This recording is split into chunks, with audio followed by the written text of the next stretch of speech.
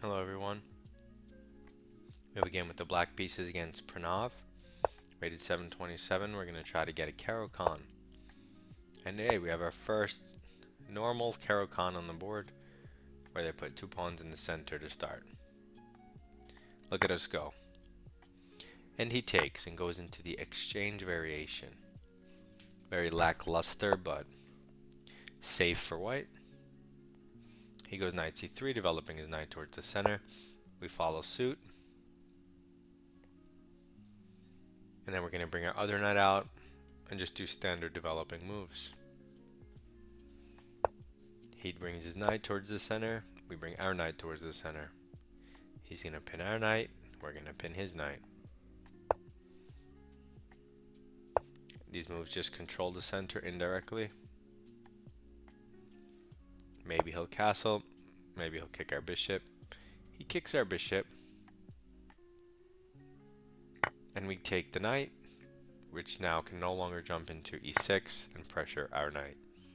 He does not take with the queen, which is weird, and instead ruins his structure long-term and permanently for the rest of the game. It also creates nice outposts for us. So since he just ruined his structure for no reason, let's solidify ours and develop a piece. Okay, he takes our knight, so we have a forced move, which helps us defend our center. Our position is now harmonious with our pawns on the light squares and our bishop on the dark squares. So he develops his bishop and attacks our knight. I don't care.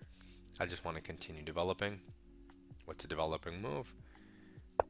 Rook b8 immediately comes with a threat, so it's a developing move for free. So let's do that.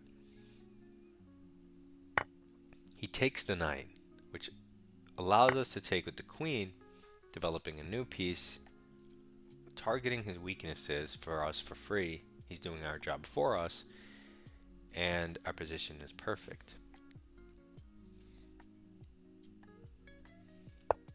He castles, and this allows us to take free stuff, and I'm not worried about my king because his pieces are super passive. So he attacks my rook. Maybe he's going to go in here. Not a big deal. I'm going to move my rook where it attacks the pawn twice and the knight. So, not a good situation for white. I also could go for mate by putting my bishop here and trying to just infiltrate. Maybe that's the quickest, is just queen f4 and bishop here. Okay, now he moved his rook, which would create an escape square. Just take the knight. I moved my rook to b4, literally touching his knight, and he didn't even be like, let me defend that guy. So now I'm going to take more free stuff. And I'm up 5 points of material. The game is over. We win our first or second Caro-Kann. He moves his queen. We develop the bishop. We're ready to castle, and our position is super awesome. He gives up the rook for no reason. We take towards the center with the pawn so that when we castle, we have a nicer center and an open rook file ready to checkmate the king.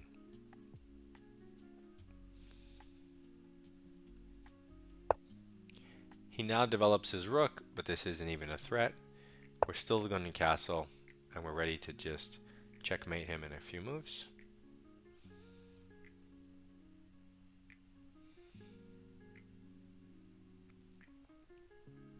And this is a nice game, and you can really see how easy it is to punish low-rated players. He moves his queen, which hits the rook. But I'm going to sacrifice the rook.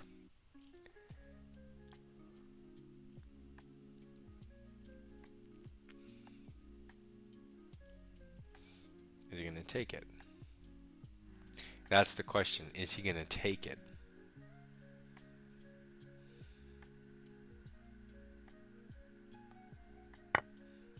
No, he takes a pawn.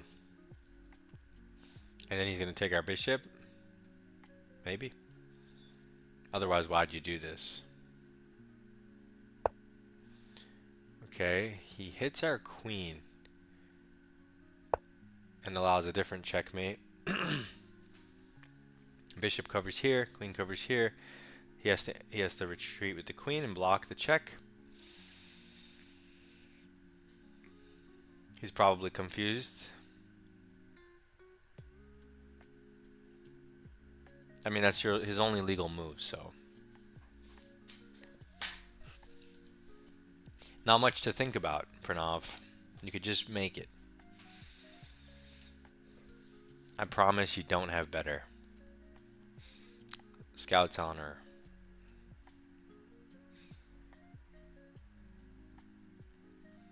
Okay, he's just running the clock. Okay, there we go. He's finally figured out why it wasn't checkmate, because he can move his queen. Took a long time, actually. Okay, we got a 99%er and a Caro-Kann. We attack the center. That's what the Caro-Kann does. It attacks the light squares in a weird way. So now we're fighting for the center. He traded, so we basically equalized already. He develops a knight, knight towards the center, knight towards the center. Bishop, pinning a knight, attacking the center. Now, he hits our bishop, and if we retreat, he can go something like g4, hitting our bishop, and then if we retreat again, he could jump his knight in here, which hits the bishop and double hits this knight. We now have to defend it with something like rook over or queen somewhere. He can try to maybe add more pressure or bring his bishop here, or pawn storm us with these pawns and take our bishop. Why deal with any of that? I just take the knight. And now he's supposed to take with his queen. He doesn't want to because he thinks that the central pawn's loose, but I'm pinned, so I can't take it yet. So he should have taken with the queen, but he messed up his structure, and now I have a permanent advantage that I didn't need to have. So I just develop and center, force move, and then I develop for free because it's for free. He takes here, which is a big mistake because it immediately gives us a winning position by developing our queen while simultaneously attacking targets. And then here you could have definitely gone for checkmate faster than what I did. You don't have to take pawns and stuff. But whatever, we take a pawn. Nothing wrong with it. And then another forced move. Free stuff. Development, center, king safety. Force move. Development, and king safety. Free stuff. Minus 9.3. And then regardless of which line he goes down, taking the rook, taking the pawn, taking the queen, it's all bad for him. So, and then he just falls for mate in 2. He didn't understand why this wasn't mate. He finally saw this after 6 minutes, and then that was that. So hopefully this helps you. We're going to get tougher Caro-Kann games, but hopefully you can see what we're going for and how we deviate when they do something dumb. Good luck in your chess, and goodbye.